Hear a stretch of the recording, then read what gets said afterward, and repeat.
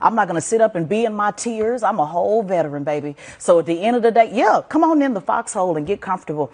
I am about what it is. And so just own it. Yeah, just own it, Scott. It's okay. I don't understand about 75% of what just happened. However, one thing Brendan Carr told me today, and it is true, that the current regulatory regime as it exists is set up by the United States Congress. 1934 Communications Act, and he said we're going to enforce that regime as it stands. And he said if they want to change it, if they want to make different rules, if they want to change the way these systems operate or the regulatory thing works, we'll abide by that. But right now, in his view, Congress has set up a system. They're enforcing that system, and until Congress changes it, that'll be what they do. I have to say. Well, I actually talked to Brendan Carr today, too, for about 20 minutes. He brought up a similar concept, but it was in the framework of these local affiliates who have to live by these public interest rules finally getting a chance to push back against the networks, the programmers.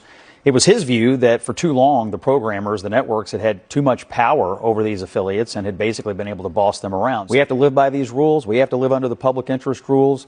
We don't, particularly like to air this. We're the ones hearing about it from our viewers and from our advertisers, and we're finally pushing back on it. Well, I think what he was saying that they're upset about is that all of their viewers are complaining and all of their advertisers are complaining. All their viewers aren't complaining.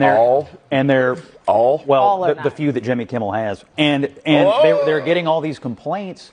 They're not making any money on it. They're facing enormous financial pressures. They're not making any money on what?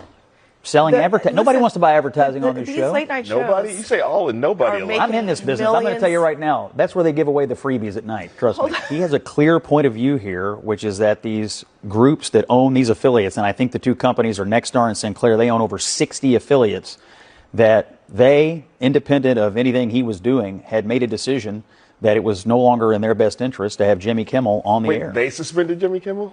Well, they told the network that they would not air it. So when you how does that lead to Kimmel's suspension? When you take 60 television stations that won't air something, the network has to make a decision. My point is that